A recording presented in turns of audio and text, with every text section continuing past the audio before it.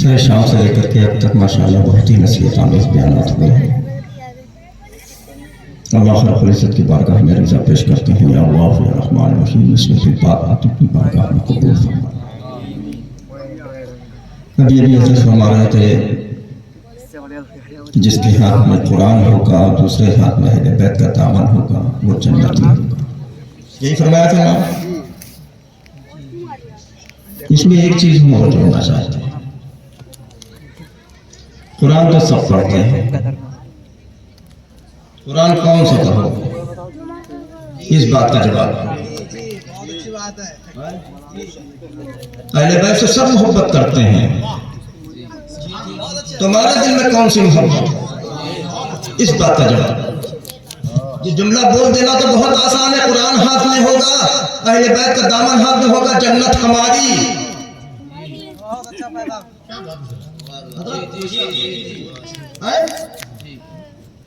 لیکن قرآن کون سا پڑھو گے؟ قرآن وہ بھی پڑھتے ہیں، قرآن ہم بھی پڑھتے ہیں، اہل بیت کا دامن وہ بھی پکڑے ہوئے ہیں، اہل بیت کا دامن ہم بھی پکڑے ہوئے ہیں، لیکن دل میں آقا صلی اللہ علیہ وسلم کی سچی محبت ہے کہ عشق والے ہو کہ نہیں، محبت والے ہو کہ نہیں، عقیدت والے ہو کہ نہیں؟ اگر تین چیزیں تمہارے دلوں میں ہے تب الحمدللہ میرا دل بولتا ہے جنت تمہاری۔ صرف قرآن کو پکڑ لیا اور اہل بیت کا دامن پکڑ لیا، کوئی گارنٹی نہیں جنت تمہاری۔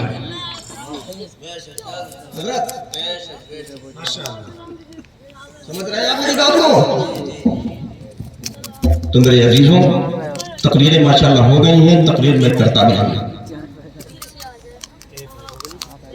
لیکن میرے عزیزوں قرآن وہ پڑھو جو صحابہ نے پڑھا۔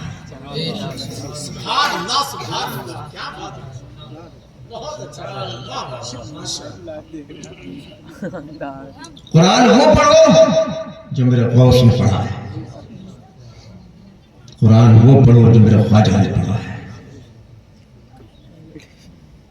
قرآن وہ نہ پڑھنا جو آج کے دو ٹانگ کے جانور بھی پڑھ رہے ہیں۔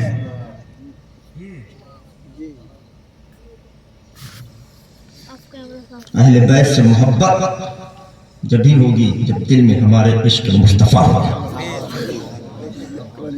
قرآن جب ہی قبول ہوگا تمہارا جب ہمارے دل میں عشق مصطفیٰ ہوگا۔ دل میں عشق نہیں ہے، قرآن پڑھ رہے ہیں، پڑھتا کچھ نہیں ہونے والا ہے۔ اہل بیت سے محبت کرو، کچھ نہیں ہونے والا ہے، کیونکہ امریہ کے سنی سے عقیدہ مسلمانوں ہم تو عشق والے ہیں، محبت والے ہیں، عقیدت والے ہیں، ساتھ ساتھ میں الحمدللہ ہم بڑے ہیں۔ نعرہ تکبیر، نعرہ رسالت، فیضان غوث اعظم، مسلک اعلیٰ حضرت فیضان بلگرام شریف۔ بریلی والے بن کر کے قرآن پڑھو گے تو میرا دل بولتا ہے الحمدللہ جنت تمہاری۔ اگر بریلی سے ذرہ برابر بھی ادھر ادھر ہوئے تو میاں گئی۔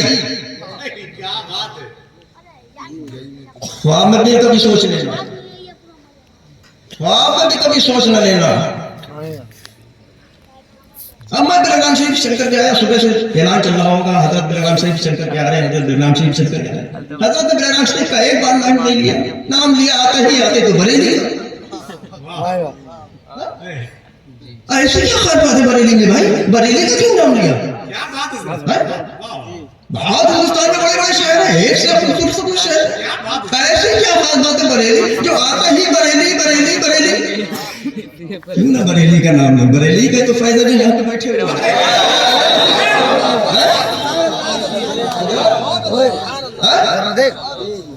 بریلی نے سیدہ کا نام دیا ہوگا تو کون کون چاہتے کہا کہ کون سید؟ میں نے کیا کہا تھا؟ مسلمان تو بہت، لیکن تم کیوں سیدوں سے محبت کرتے ہیں؟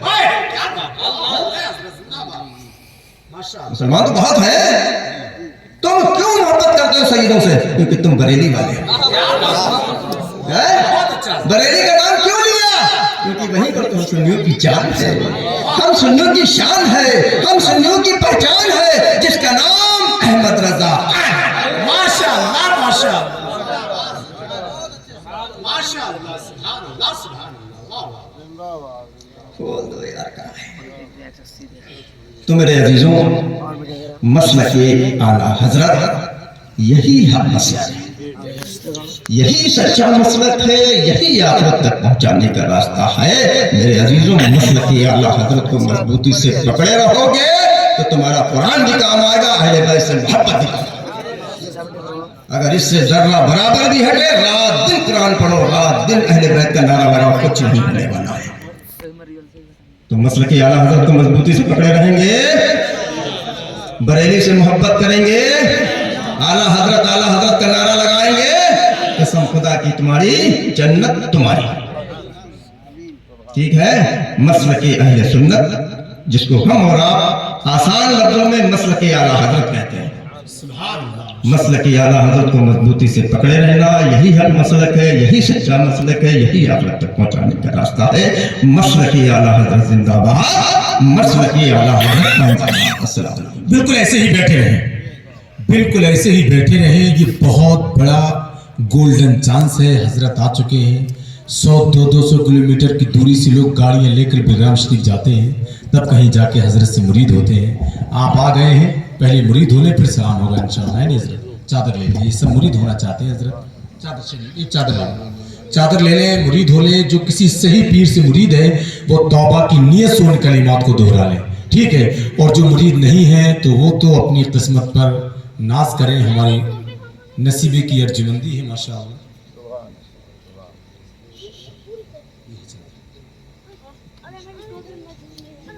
جی ماشاءاللہ، چادر لے لیں، پھر اس کے بعد انشاءاللہ تعالی سلام ہوگا اور دعا ہوگی۔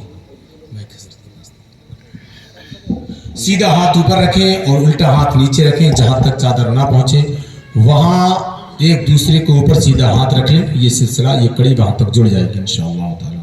اور جو حضرت کلمات پڑھائیں ان کو غور سے حسین میاں صاحب، حسین ملت، اور ہم سب کے آقا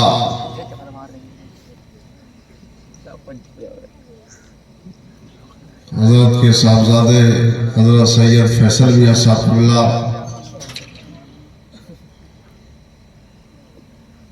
اور یہاں پر جو بھی علماء، حفاظ و قراء اور ہمارے اسلامی بھائی تشریف فرما ہیں، سب ناچیز سراپا تقصیر حقیر فقیر کا سلام محبت قبول فرمائیں۔ السلام علیکم۔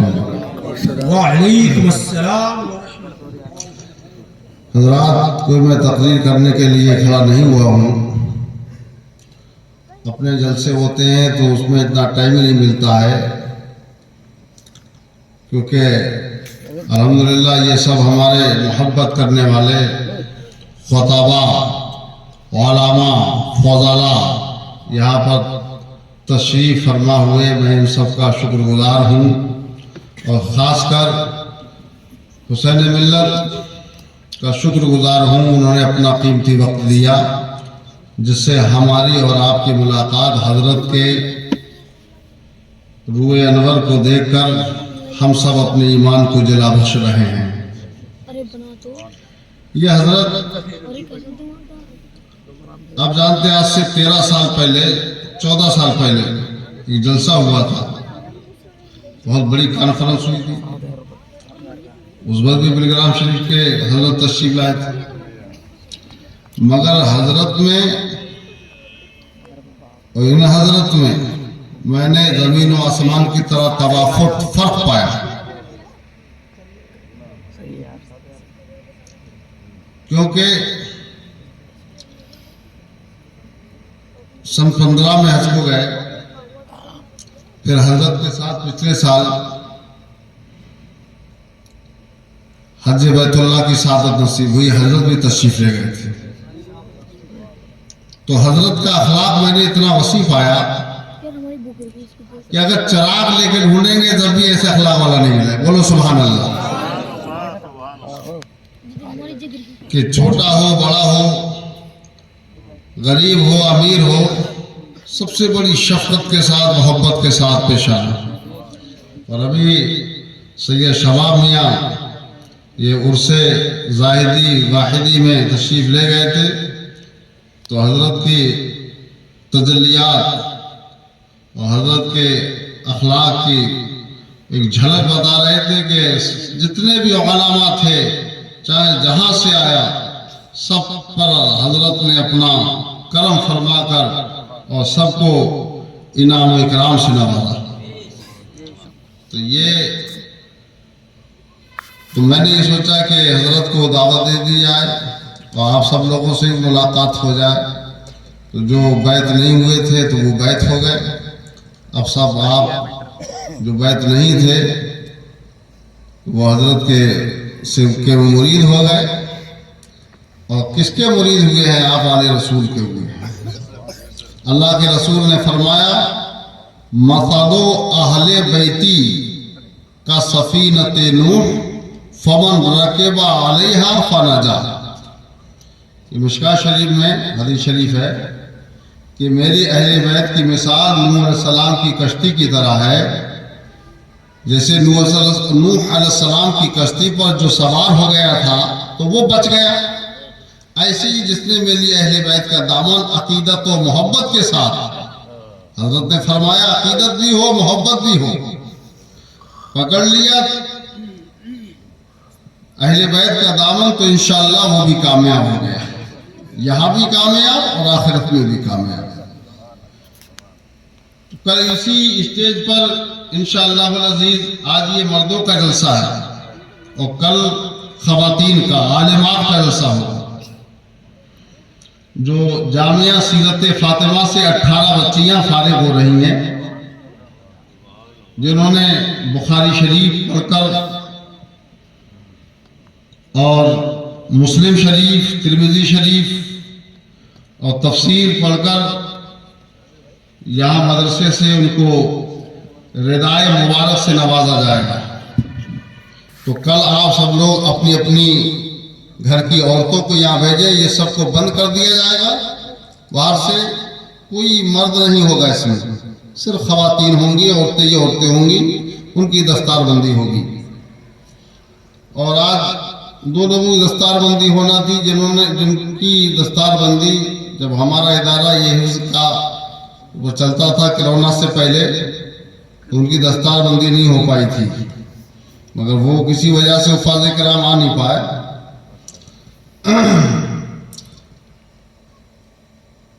تو آج کا یہ پروگرام وہ چلے گئے جن کی نظر رات پر تھی، وہ چلے گئے جن کی نظر رات پر تھی، اور وہ یہاں بیٹھے ہیں جن کی نظر حسین ملت کے چہرے نور پر ہے. تو یہ جن کو حضرت کا فیض ملنا تھا تو وہ یہاں پر بیٹھے ہیں، بڑے خوش قسمت ہیں آپ. اور میں آپ سب کا شکر گزار ہوں کہ ٹھنڈی ہوا چل رہی ہے، اس کے باوجود بھی آپ یہاں پر تشریف فرما ہیں. اللہ حضرت کی آمد کے صدقے میں ہم سب کی مغفرت و بخشش فرمائیں. اور اس اسٹیج سے ایک پیغام لیتے جائیں کہ اپنی بچیوں کو بھی پڑھاؤ، اپنے بچوں کو بھی پڑھاؤ. بچیاں آج کل دیکھ رہے ہیں کالجوں اور یونیورسٹیوں کی تعلیم میں ملوث ہو کر جہاں اختلاط مرد اور عورت کی اختلاط والی تعلیم پائی جاتی ہے، ملی جلی پائی جاتی ہے، وہاں پر یہ عالم ہے کہ بچیاں مرتد ہو رہی ہیں. لہذا اپنی بچیوں کو علم دین سکھاؤ، سمجھ رہے ہو؟ علم دین سکھاؤ، اور جب علم دین کے لیے تم کام کرو گے تو اللہ تم پر مہربان ہوگا. آج لوگ کہتے ہیں کہ مولانا عبد الماجد جب آئے تھے تو خالی جھولا لے کے آئے تھے، کیا کہتے ہیں آج وہ بلوروں سے چلتے ہیں. تو یہ اللہ کا فضل ہے. اللہ فرماتا ہے لَئِن شَكَرْتُمْ لَأَزِيدَنَّكُمْ، اگر تم میرا شکر گزار ہوگے تو میں تمہیں بڑھا دوں گا. حضرت جس کام میں مخالفت نہیں ہوتی اس کام کے کرنے میں مزہ بھی نہیں آتا سبحان اللہ مزہ نہیں آتا جی سبحان اللہ سبحان اللہ جی میں دشمنوں کا بڑا احترام کرتا ہوں. تو میں آپ کو بتا دوں یہ مدرسہ قائم کیا اس میں تو لوگ سمجھتے ہوں گے چلو ہمارا فائدہ ہے لیکن یہ اللہ کا گھر بنایا اس میں کیا فائدہ یہ مسجد ہے لوگ تو اس میں دنیاوی اعتبار سے کیا فائدہ ہے کیا میں نے اپنی امامت کے لیے مسجد بنائی کہ میں امامت کروں گا مجھے کھانا ملے گا مجھے غلہ ملے گا میں الحمدللہ خود جب امام صاحب کی تنخواہ ہوتی ہے میں خود دیتا ہوں اس میں تو میرے بھائیوں اب یہ مکان ہم نے اپنی سروس پر لون لے کے 25 لاکھ روپے کا لون لے کے بنوایا لوگ کہتے ہیں کہ وہ انہوں نے مکان بنا لیا ارے اللہ نے مجھے سروس دی اس پر یہ سروس والے لوگ جانتے ہیں ہر دن فون آتا ہے کہ کوئی لون لے لیجیے